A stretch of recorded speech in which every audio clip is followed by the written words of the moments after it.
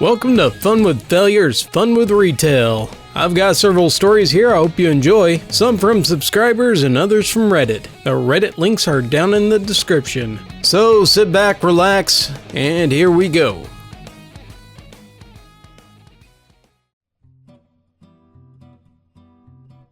For the sake of the story, I'll stick with my username, Crystal. I'm a female freshman in college, and while I don't work at the moment, I've had a recent I don't work here moment, combined with a sexist moment at a local GameStop. At this particular GameStop, the only uniform policies there are is wearing t-shirts and any pants that fully cover your legs, and almost all the employees wore a lanyard with the store's logo on it, where the workers could clip their name tags. I went to the local GameStop to see if there was any used games or pins I can get for under $30. Since I was a struggling college student, money is as valuable as water at this point. I walked in and started browsing. About half an hour later, I went to check out the used games cabinet. I already had a small Yoshi plush in my hands. I love that funky little dino. And I bent down to the games on display. Then I saw a guy, probably only a little older than me, but way taller. He walked over to the corner of my eye and stood by the used games. A few moments go by before he makes a really mad, He was really mad. Yeah, you. What do you think you're doing here?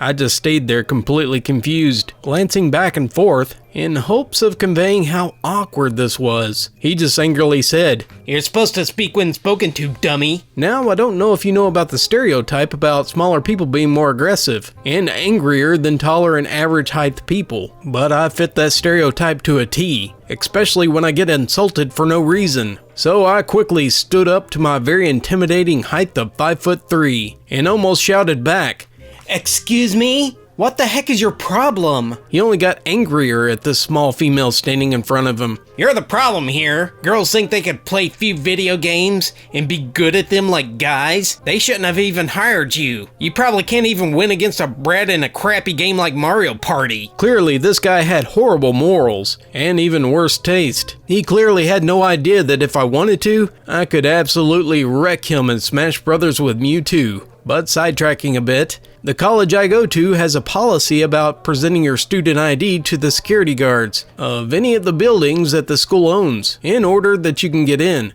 And at the beginning of the semester, we got free lanyards to keep your IDs handy. So of course, I was wearing my school lanyard so that I can get back to my dorm building later. But as with most gamers, I had a bunch of pins acquired over the years from local conventions and other game stores decorating the lanyard. But I was completely oblivious to the fact that they were covering all the logos of the school, and it looked like any old brightly colored lanyard. At this point of the conversation, I wasn't having any of this nonsense. "First off, I don't work here. I'm a college student at the school. And second, regardless if I work here or not, you do not talk to anyone like that." He responds in what seems to be a mix of anger and confusion. "What do you mean you don't work here? You're wearing a lanyard.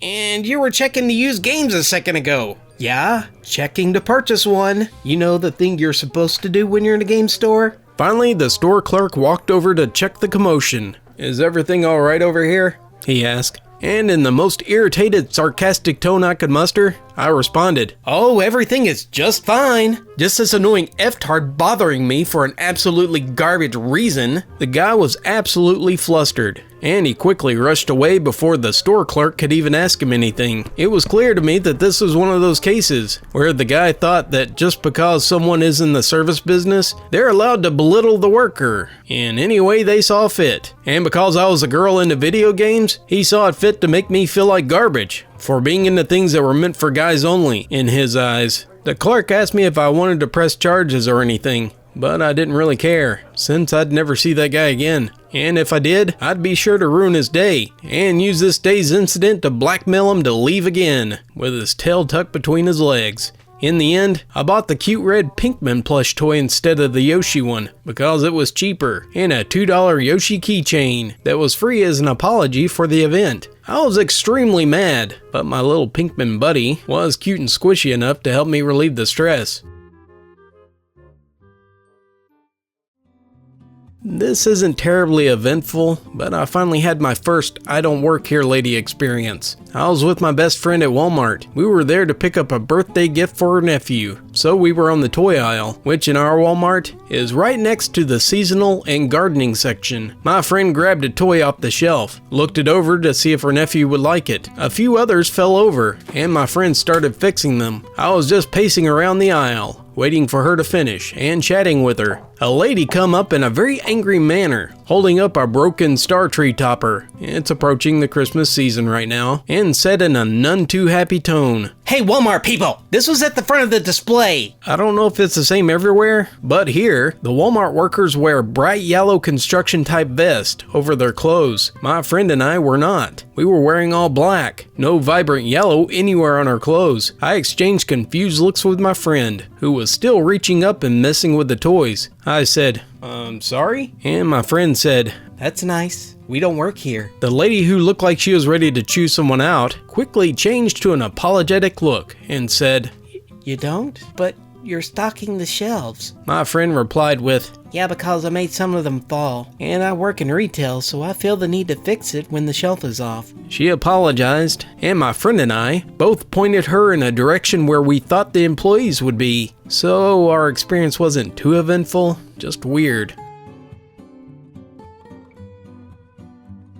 This happened a few months ago, but the problem has been going on for years. Every other month, I would get a text message from someone asking for a doctor or to make an appointment. I started off immediately informing them that they've got the wrong number. Hey, it happens. When it started happening more frequently, I dealt with the minor annoyance by trying to have fun. Is Dr. Lee available? There's no Dr. Lee here, only Dr. Wong. Dr. Wong number. It was funny until the volume of messages started increasing, and I got annoyed. A quick Google search led me to the clinic's page. Their number was indeed easily mistakable for mine. Theirs ends with an 013, and mine with an 073, and the font they used certainly made it worse. I called the clinic to inform them of the problem, and that they needed to change the font, or to spell out the number, or to even change their number. I just wanted the messages to stop. The lady brushed me off and said that there was nothing she could do, so I asked to speak with someone in charge, but I was denied. She told me to change my number, or just deal with it. So here comes the part where I dealt with it. After an odd month of peace, I received several messages over a week asking to make an appointment. They would say, Hi,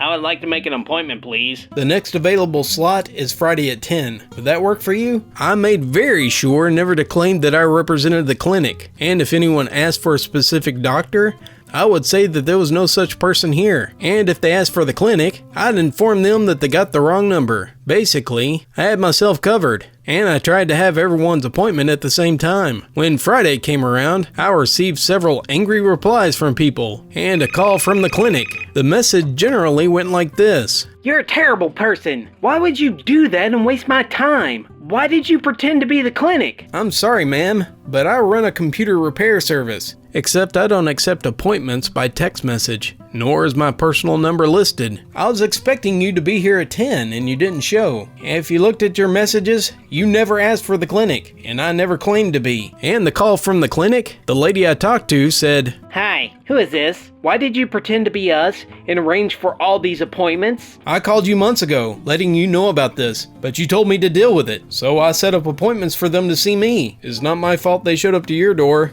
Maybe you should change your phone number. And I hung up. Sure, I felt a little bad. I made those people travel to the clinic, but I since stopped receiving messages from random people, and after checking the clinic's site, they now have an online appointment making system.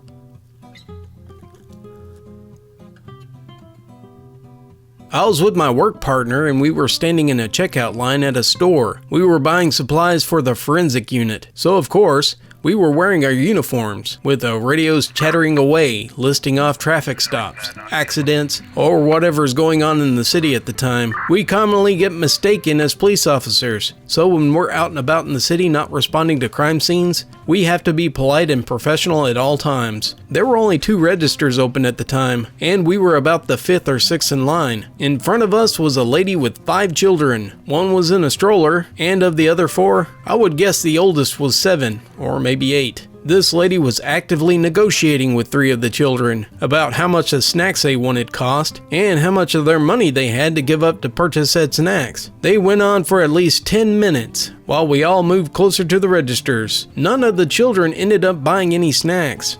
A few minutes later, the woman with the children was at the register. The woman turned to wrangle one of her children in, saw us, and said, Oh look, police officers. But they do other things besides what the police we see do. Ask them what they do. Then she looked at me and snapped her fingers at me. For the record, when she snapped her fingers, it was over the head of one of the children and about 2 feet from my face. I blinked in surprise because I think the last time anyone snapped their fingers at me like that was probably when I was 5 years old. I didn't initially react because of the shock, so I'm sure my resting witch face didn't move. I've been told that I've got a powerful resting witch face. She breathed an exasperated sigh, waved her hand at me in a hurried dismissive wave, and said very loudly, Tell them what you do! And went back to speaking to the clerk, who, for the record, during my exchange with the woman, was looking at me with a horrified expression on his face. I was then looking at 4 very small wide-eyed children. No one spoke. We all just kind of looked at each other. I glanced at my work partner and noticed that he had a pretty perplexed look on his face. I knew for a fact that he was mulling over in his head, as I was, as how we could politely cuss this woman out. But alas, neither of us could do that. My work partner just shrugged at me, and I turned back to the children. Apparently realizing that nothing was happening, the woman turned and exclaimed, Ask her what she does! And like some crap out of Stepford Wives, all 4 at the same time, in a monotone voice, asked me, What do you do? Oh no, not creepy at all. Not one bit. Insert heavy sarcasm. I'm pretty sure I took a step back. I know my work partner did, because his radio hit the display, and he knocked some packages of candy on the floor. As he scrambled to get all the packages off the floor, I gave the children some basic info describing what we did, and obviously they had no idea what I was talking about. As they turned to look at their mother, who was demanding the clerk to honor an expired coupon, and then they looked back to me. I blinked. You see, normally, kids want to know about all the gear on my belt, and what it's for, or want to try on my hat, or ask why I have 2 pocket knives, or play with my flashlight. These kids just stared at me. Even my radio went silent. Do you have any questions? I asked. Nothing. No response. The woman was nearly in a frenzy with the cashier, who now called over the manager to assist him. I turned to look at my work partner, who was now actively looking at anything but me and the children. And then we heard the voice of angels of the store intercom proclaiming, Aisle 7 is open. My work partner and I fled to aisle 7.